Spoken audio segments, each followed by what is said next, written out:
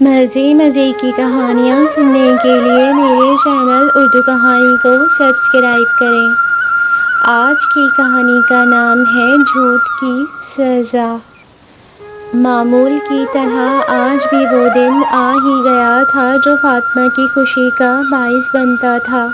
دراصل جمعے کا دن اس کے لیے خوشی کا دن تھا، کیونکہ ہر جمعے کو میڈم صاحبہ جماعت نہم کو ایک نیا پروجیکٹ دیتی تھیں، یعنی انہیں کچھ نہ کچھ بنانے کو کہتی، اور جس کی چیز سب سے بہترین ہوتی اسے فل مارکس ملتے اور ہر مہینے کے مہینے انعام بھی دیتی، جس میں فاطمہ ہمیشہ فرسٹ آتی۔ فل مارکس اور منتھلی انعام لے کر جب وہ خوشی سے دمکتا ہوا چہرہ گھر لے کر جاتی تو سب اس کی خوشی کو دیکھ کر جان جاتے کہ ضرور فاطمہ ہی آج کے پروجیکٹ میں فرسٹ آئی ہے۔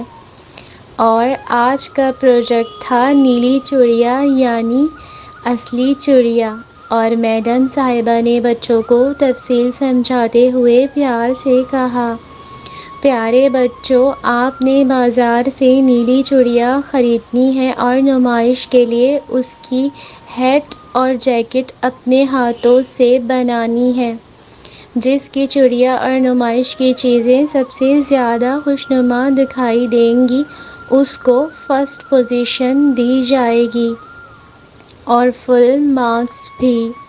اور دھیان رہے چڑیا نیلے رنگ کی ہو اور خوبصورت بھی ہونی چاہیے۔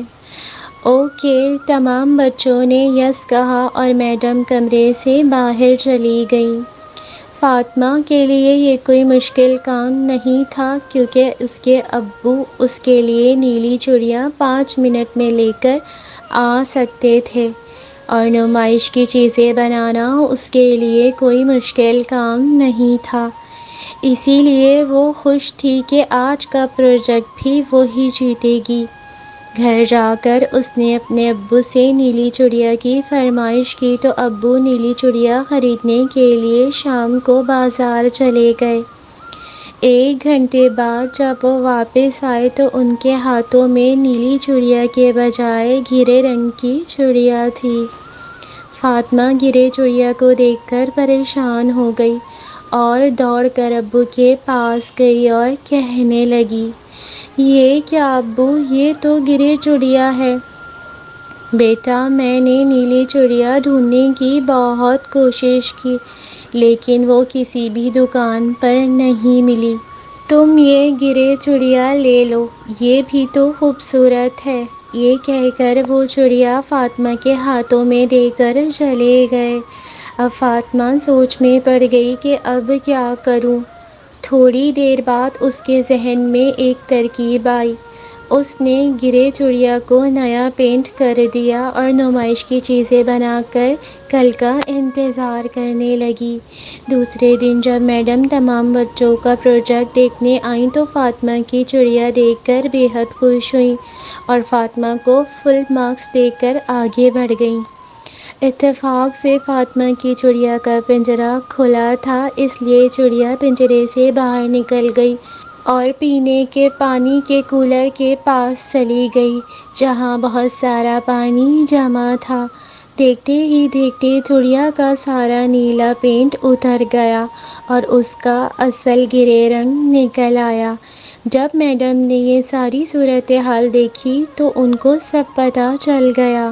وہ فاطمہ کے قریب آئیں اور پیار سے بولی، بیٹا، تم نے چڑیا کو پینٹ کیا تھا؟ اس سوال پر فاطمہ شرمندگی کی وجہ سے کچھ نہ کہہ سکی۔ میڈم نے پھر سوال دہرایا،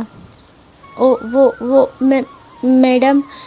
اس پر فاطمہ کے منہ سے یہی لفظ نکل سکے اور فاطمہ نے میڈم کو سارا واقعہ سنا دیا۔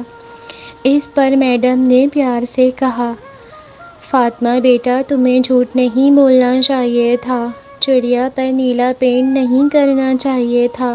دیکھو یہ گرے چڑیا کتنی خوبصورت لگ رہی ہے۔ میں تمہیں فرسٹ سے فیل کرتی ہوں۔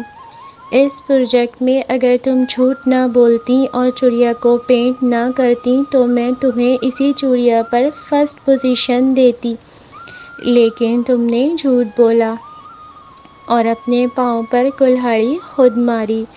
آئندہ خیال رکھنا۔ فاطمہ شرم سے پانی پانی ہوئی جا رہی تھی۔